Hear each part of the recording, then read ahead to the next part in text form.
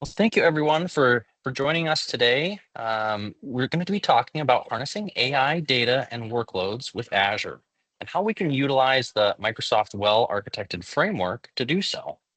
The session focuses in on how can we optimize the performance, scalability, efficiency for data and AI applications that we might be hosting up in Azure. So please stick around and join me as we walk through a number of these exciting topics. Starting off with our agenda, the first thing is why is being well architected important?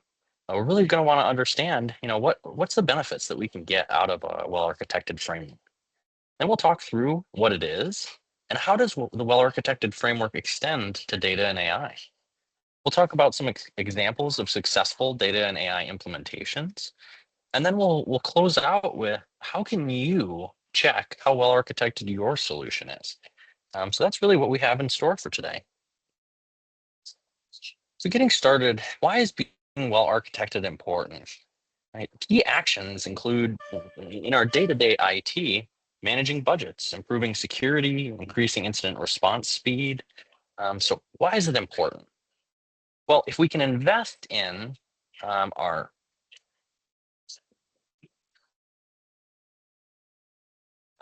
we can invest in our budget and improving our workload security, increasing incident response, streamlining our internal processes, we can really help to avoid consequences like reduced solution trust, unexpected downtime, budget overages within our cloud environment containing some of our data and AI workloads.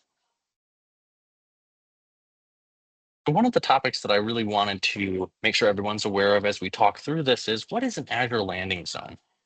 An Azure Landing Zone provides a foundational infrastructure for a secure, scalable, and cost-effective way of hosting your services up in Azure. It establishes key governance and isolation security standards, ensuring that the workloads can grow and adapt over time. We need to make sure that as we're adding additional environments or additional solutions, that we can do so easily. And that really aligns us with a scalable architecture for agile growth so that we can continue allowing our teams to focus on the important aspects of the application while the infrastructure scales and grows with it.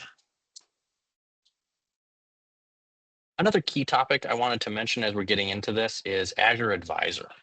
Azure Advisor provides specific practical recommendations based on your Azure environment's usage and recommended configurations for that environment. You'll see here that they have a number of different categories like high availability, security, performance, operational excellence, and cost.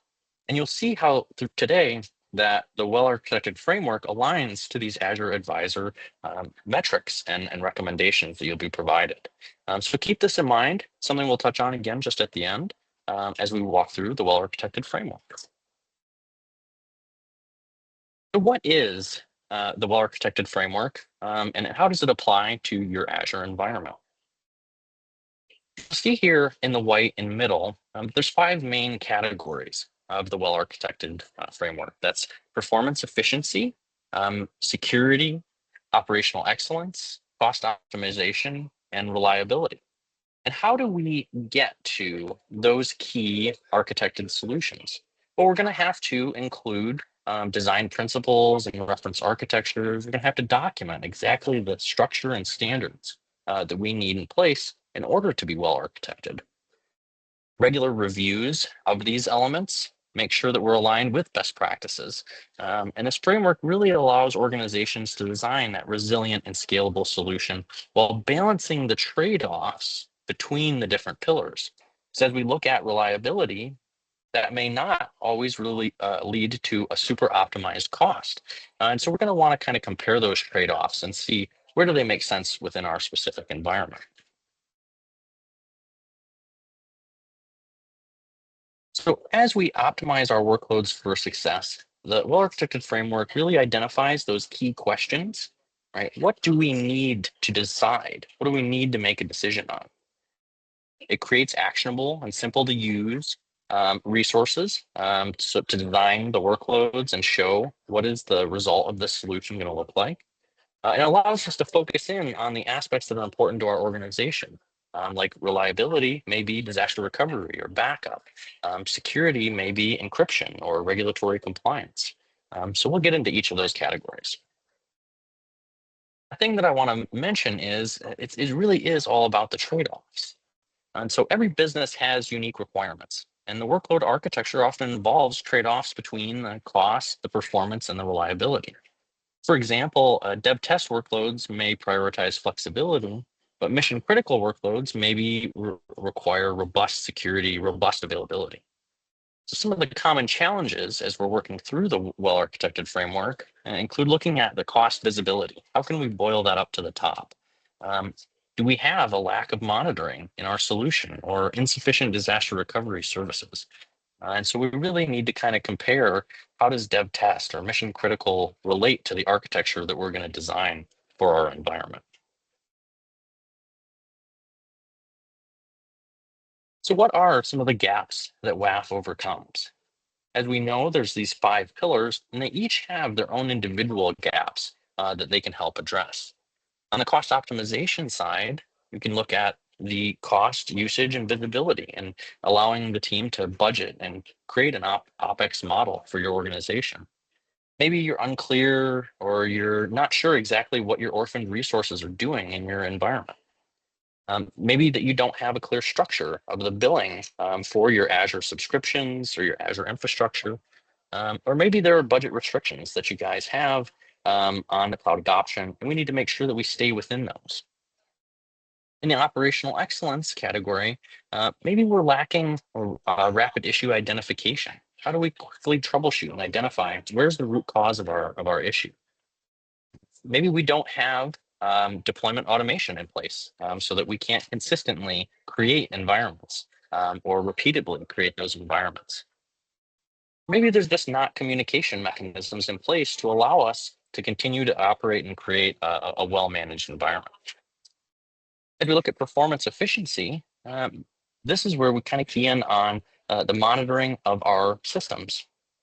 Are they working within the cost structure that we've established? And how can they scale and continue to grow as our application dependencies require? As we continue to build out our infrastructure, do we want to scale up or do we want to scale out? And how can we really align those targets and goals? From a reliability perspective, maybe we don't have the resiliency testing in place or data backup established with testing and validation of that. And so maybe we'll need to focus in on there to overcome some of those gaps. And then on the security side, maybe we're lacking in our access control or some of our governance or identifications of threats. And so these are really a lot of the different categories where, as we walk through the well-architected framework and we answer each of the questions, these are some of the topics that we're going to help identify the gap and how that we can close that. What are some of the surface services that we might use to close those gaps as we're working through the well-architected framework? Well, in cost optimization, we may be looking at things like hybrid benefit or reserved instances. Maybe there's opportunities to shut down or resize or migrate services to PaaS. Especially as we start to look at things like Data Factory and serverless SQL, we can definitely optimize our cost to align to some of those serverless operations. In operational excellence, maybe we're increasing our continuous improvement, continuous delivery with DevOps and implementing deployment and monitoring processes so that we have that consistent and repeatable Azure deployment. Performance efficiency, we're looking at scaling. How can we adjust the auto scale configuration so that they fit our budget and performance requirements? And how do we monitor those appropriately? Reliability, we may need to create some tests with simulations of forced failovers. We need to maybe deploy our environments consistently. A strategy that some organizations use for DR is to redeploy in a new region. And so can we do that effectively to respond to failure and disasters? And from security, there's a number of different components from our security operations. And do we have 24/7 support there? Do we have our identity and access management figured out from an Entra ID and from a guest hypervisor level access? So a lot of the things that we'll have to align our best practices to as we're working through the well-architected framework. So now what I want to go through is what are each of these um, pillars of the well-architected framework and how do they apply to data and AI? The first one we're going to talk about is cost optimization. Uh, Azure cost management and billing is one component of our cost optimization that first allows us to monitor the expenses and to set budgets and to allocate, okay, where do we need to budget for, this type of spend in our environment. Tools like the Azure pricing calculator can help us forecast the costs and plan for future investments. An Azure Hybrid Benefit, that allows us to reserve our software subscriptions to either Windows or SQL, as well as Azure reservations, which may allow us to reserve the compute and really optimize that cost. And so as we look at these different components, we can implement controls like Azure Policy to govern the cost and limit the amount of resources people can deploy or the scaling of those resources. And so following these guidelines ensure that we're deploying our environment efficiently and avoiding, high capital expenditures while we transition to this OpEx model, hosting an Azure.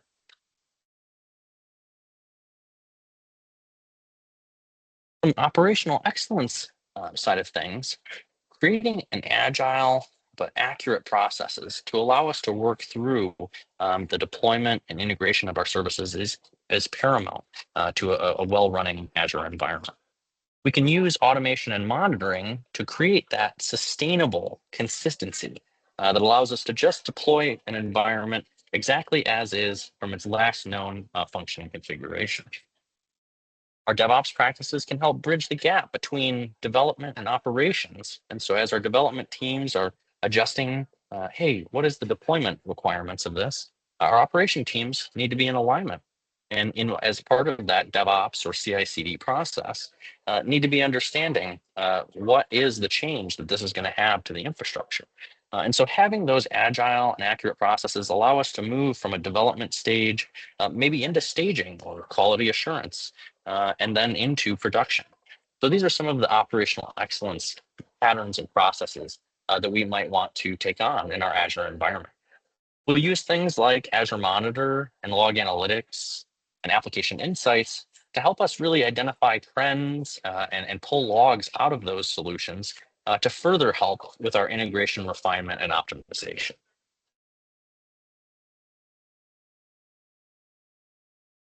As we look at performance efficiency, this ensures that workloads can scale to effectively handle the varying demand of their environment. Things like auto scale for certain serverless functions can help dynamically adjust the resources to match the workload requirements without manual intervention. Um, Things like microservices allow the workloads to maximize the compute resources and achieve a lot greater flexibility.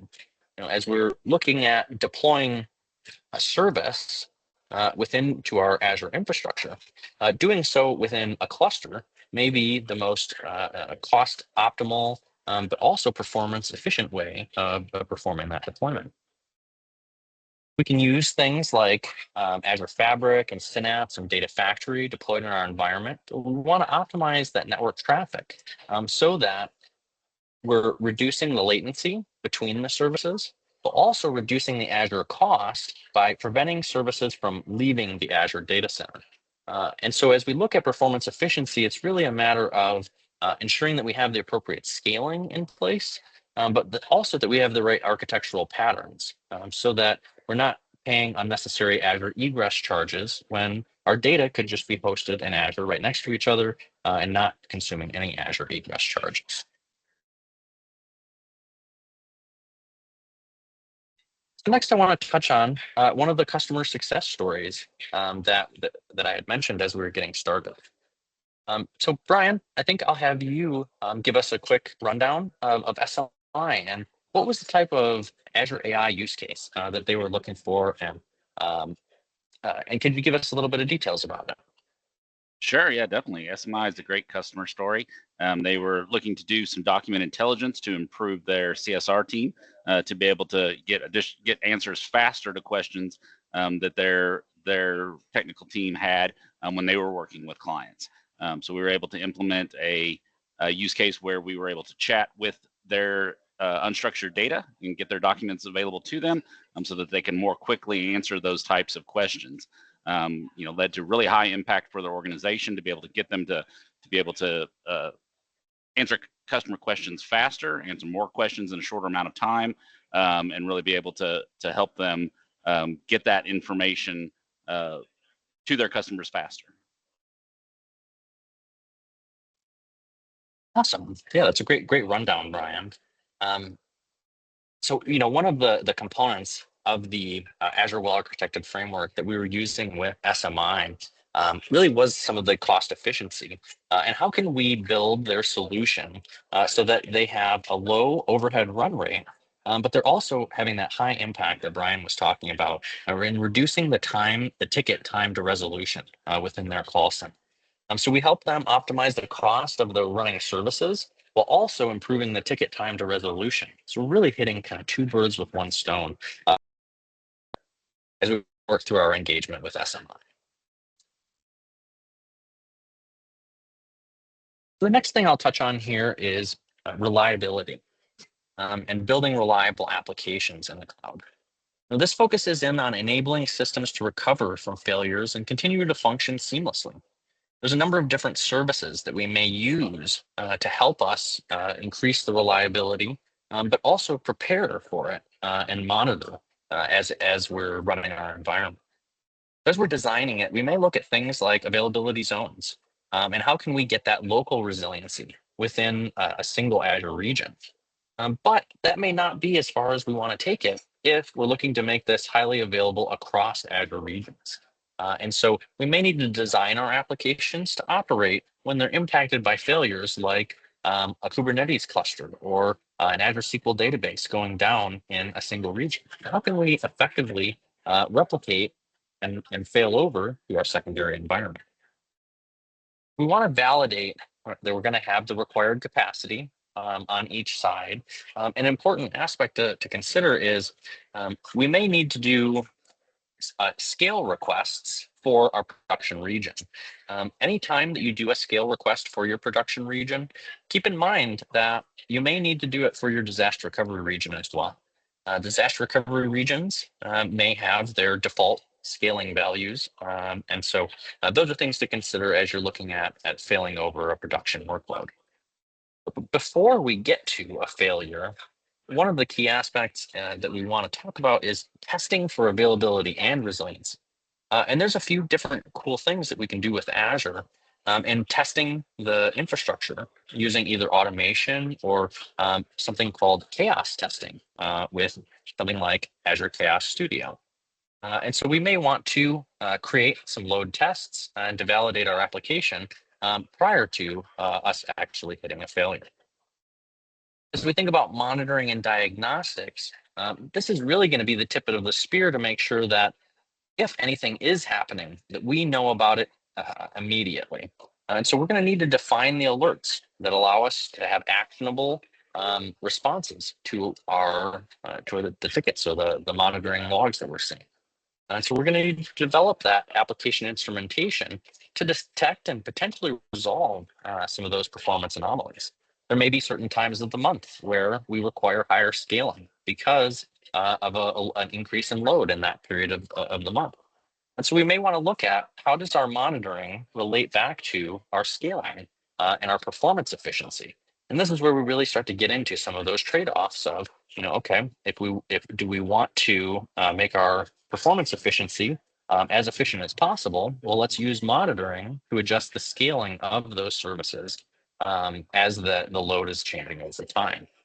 These things really do all kind of fall in hand to hand together as you're making decisions throughout the well-architected framework. Building and managing proactively secured workloads is also very important and is our fifth pillar of the well-architected framework.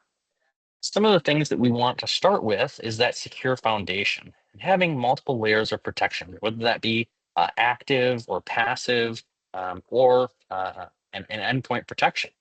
And so we want to start with that foundation.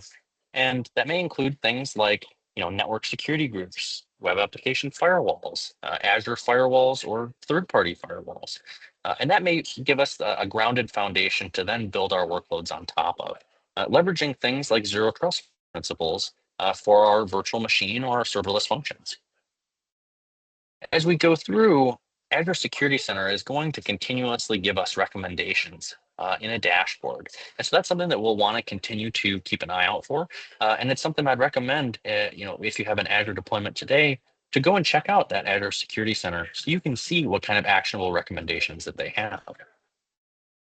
When we think about detecting and responding to threats, that's where tools like Azure Defender and Sentinel and the security graph really give us all the access that we need to prevent threats or to identify and mitigate those threats, as well as looking at the long-term impact that we've had over those. So this really kind of sums up, each of the core components of the well-architected framework. But one thing I want to say is if you already have workloads running in production, you haven't performed a well-architected framework, that is okay. You can use the review findings to generate concrete actions so that things can become well-architected over time. So don't think of this as it being too late. Really, now is the best time for you to get started and to start reviewing some of these pillars of the well-architected framework. So let's get a little bit deeper into the data and AI and how that they relate. So from a cost optimization perspective, we'll need to understand and forecast the costs. And so that's one thing that we'll have to consider as we're developing an AI application. Maybe we do some model training or we're performing some indexing of a big data set that we have.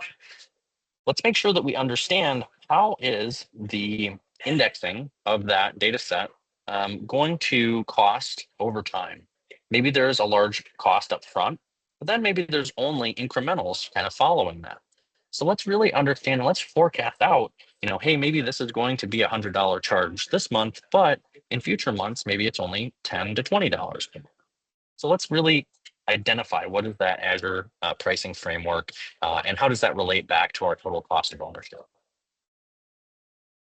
As we're looking to optimize the cost of those workloads, we can use things like development best practices and using non-prod workload deployments so that we can save on licensing and instance costs. And we can use things like the auto scaling and pause and resume features where we can reduce the infrastructure overhead while continuing to maintain the performance in our environment. And then as we were talking about earlier, we can set those cost alerts to monitor things like our cognitive service and machine learning costs so that when we're approaching our budget or we exceed our budget for those particular services, we can get an alert and get notified of that and take preventative measure to that going significantly over budget. So we always recommend these cost alerts to be set below the threshold that you don't want to cross over so that we can get that notification and act quickly and effectively.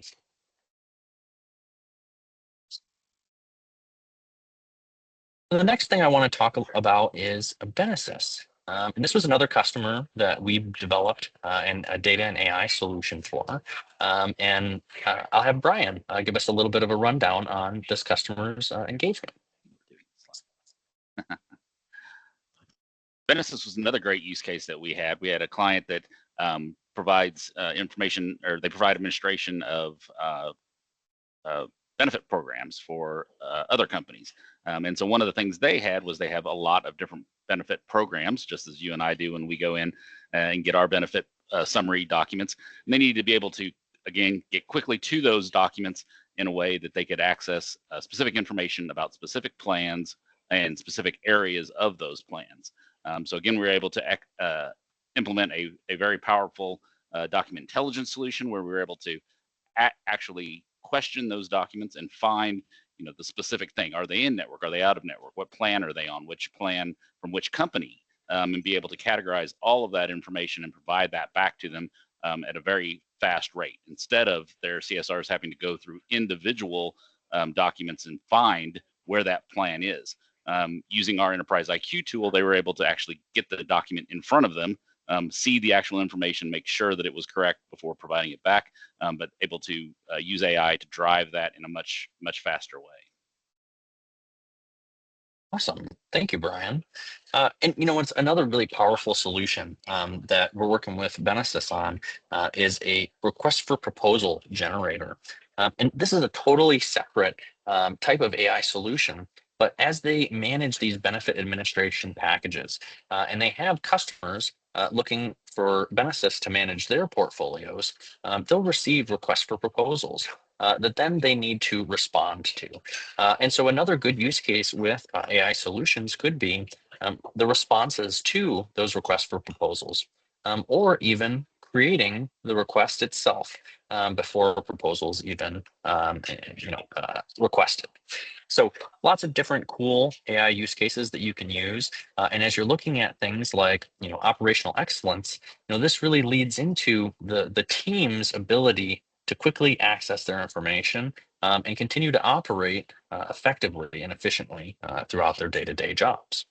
Another key element there to understand is that you don't have to use just documents. So if you have your Salesforce system, your SAP system, your Jira system, whatever system you're using to track things like tickets or information, you can use those as sources for those AI solutions as well. So we have a client that their call center folks were needing to get price and availability of certain parts. They had a large dynamic set of prices for a large dynamic set of customers. The customers may have different part numbers than they have, and it would take 5 to 10 minutes for a person to be able to track that, where they were able to drop that down to a few seconds using AI. So be able to seamlessly integrate other sets of data, whether it's structured, semi-structured, or non-structured data, bring all of that into the AI solution to be able to solve really complex problems is one of the great use cases of AI. Awesome. Yeah, a really great example there, Brian. I appreciate that.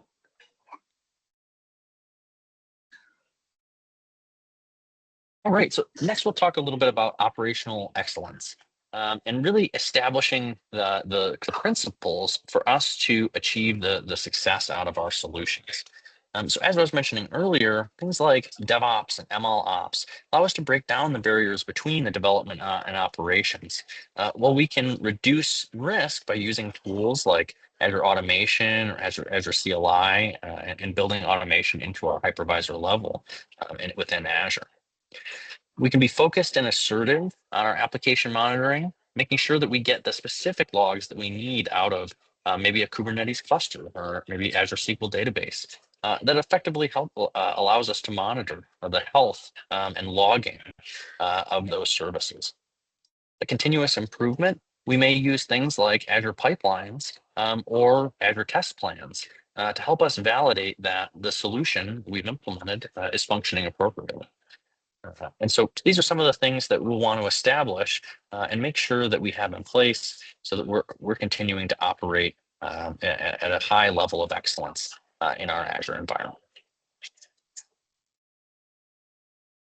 When we talk about performance efficiency and as it relates to data and AI, things like the Azure Kubernetes clusters, we may want to use production grade models so that we have the optimal service execution.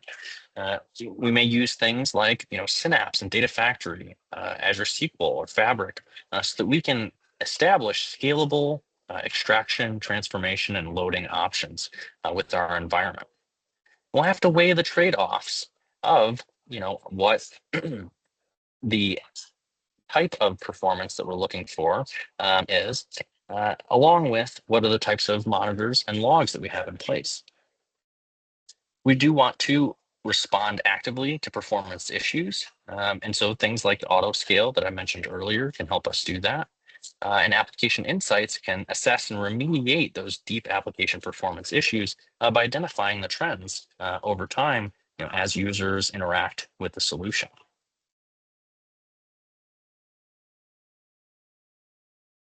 Reliability.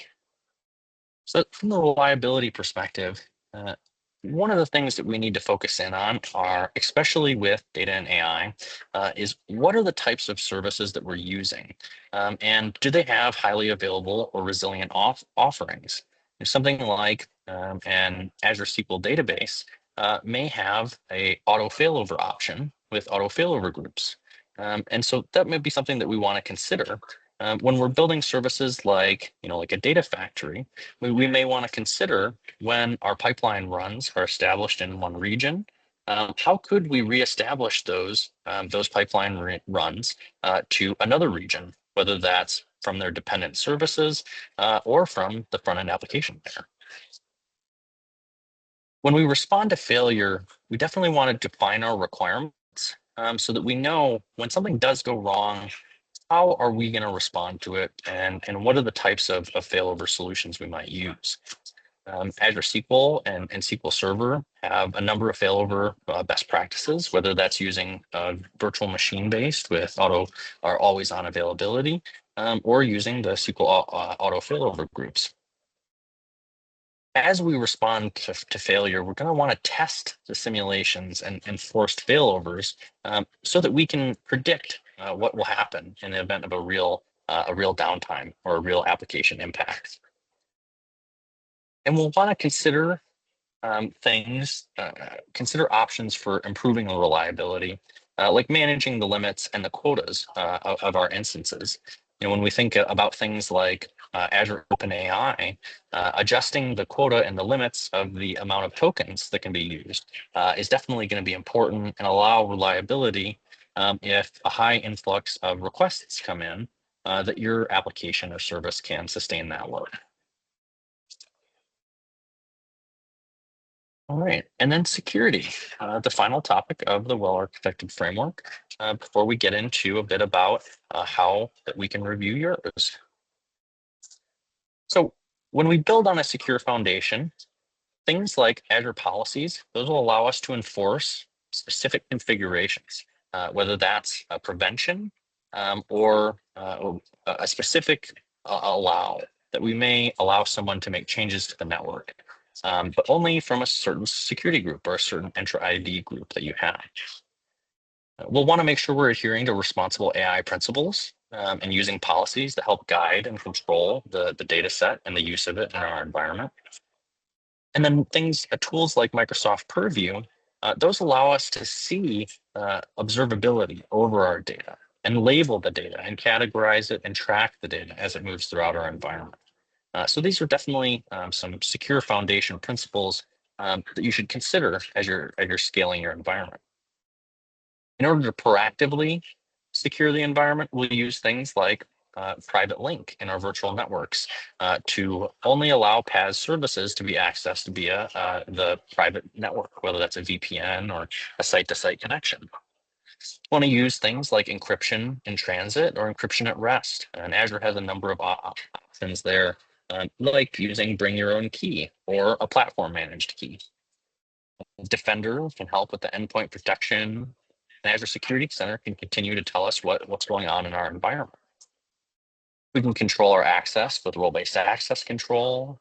And we can use tools like advanced threat protection and vulnerability assessments to show exactly what's happening in our environment and provide us with the tools we need to secure and protect it. The next thing I want to touch on is our last customer story, which is about Prestige. This was another great AI use case that we helped implement. Brian, could you give us a quick overview? Sure. Yeah, we've done a lot of work with Prestige. They're a great customer in the financial services space. So they do a lot of auto loans direct to from the dealers and then direct to customer as well. So they have pain points around dealing both with the dealers and also with the individual customers to being able to secure payment. So one of the key solutions we helped them build was a virtual agent that can handle up to 40% of their overall call volume, especially those lower level calls that they didn't need to handle. So they would send out a reminder to their customers. Their customer would receive that reminder to pay, and then that customer would either text or email them back and say, hey, I want to pay, I don't want to pay. If they wanted to pay, the agent would quickly take them through the process and allow them to set up a payment plan. If they needed to adjust it, maybe adjust the payment amount, have a question about what their payment was, how much was interest, how much was principal, if they could move their payment slightly or skip a payment, it would also allow them to allow the agent to facilitate and answer those types of questions as well. So definitely cutting back on a large amount of their customer service requirements to be able to automate those in a smart way. The other thing you can do, and that's where the well-architected framework comes in, is having a built-in structured framework. You can tie other data and other solutions to use cases using AI. So we built this solution that had the virtual agent. We were then able to take that same solution and optimize it to be able to review transcripts of calls to make sure that the same rules that the AI agent was following, that the actual human agents would be following those same rules. So we all get when we make a call into a vendor and they say this call is being recorded for quality assurance. We all understand not a lot of those probably get reviewed. But in this case, they were able to do 100% review on all of those calls by feeding the transcripts of those calls directly into the pre-built architected AI solution that they had, and be able to get all of that information, feed that into their data structure, and be able to use that to review and train their internal employees. Awesome. Yeah, that's a really great example, Brian. And I appreciate the second example in there too of doing quality control over the people in the call center who are still taking some of the escalations and some of the maybe more difficult questions from that customer. So now we'll get into our final topic for the day, which is how can I check out how well architected my solution is? So the first place I'm going to have you start is to go to the Microsoft Azure Well Architected Review. You can find it at this link, aka.ms/architecture/review. And when you follow this, it's going to take you through a series of questions. And it's going to cover each of these 5 pillars from cost optimization, operational excellence, performance efficiency, reliability, and security. And it's going to give you a score. And so each of these topics, they're going to have their own individual subset or breakout of questions. Things like your disaster recovery requirements or your continuous improvement and your automated deployments. And how do you have those established today? And what are your goals for those? So this really examines the workloads and provides specific guidance to improve the architecture and overcome any of the hurdles that have been identified by the review. There's a few other components that we think are really important as we consider our well-architected review is let's take that review, but let's also look at some of the well-architected documentation. There is a number of guides and best practices out there that describe how we should layer our Azure subscriptions and environments. How should we connect them together? Should we use a hub and spoke or a flat architecture? And so as we look at the well-architected framework documentation, it'll align to some of those review questions and review decisions that you have. There's some training available and some well-architected design patterns that the team can follow, as well as reference architectures for different types of solutions that you guys may be considering. So we really encourage you all to look at all of the content that Microsoft has available and really building out a secure foundation for Azure environment. I did want to leave the team with an offer that Coretek has to help follow the well-architected framework while you implement either your first AI solution or a new AI use case in your environment. And so Coretek can provide a 3-week workshop that allows us to go through and explore and educate your team on what is possible with AI, how can it benefit our business, but then deep dive into a use case so that we can build a prototype within your environment securely using your data. And so we leave this prototype deployed in your environment following best practices. And at that point, we'll be able to understand what is it going to take to get this AI solution into production. And so within that 3 weeks, we document the roadmap of what are the integration requirements for the AI solution, whether that's a data hygiene or user interface adaptations that we want to make. So we'll document that roadmap and we'll provide it to your team. It is good to know that there may be funding available depending on your organization. And so please feel free to reach out if you're interested in this program. We can provide some more details about it, and we can identify if there's any funding available for your organization to walk through this AI roadmap and quick start offer. So I'll leave you all here. I'd like to say thank you for joining us today. I appreciate everyone's time. At this QR code, you'll find a link to Coretek.com where you could find out more information about generative AI, cloud native observability, as well as the well-architected framework and deploying a secure solution. So thank you very much. I hope everyone has a great rest of your day, and I look forward to some future conversations with you. Bye-bye.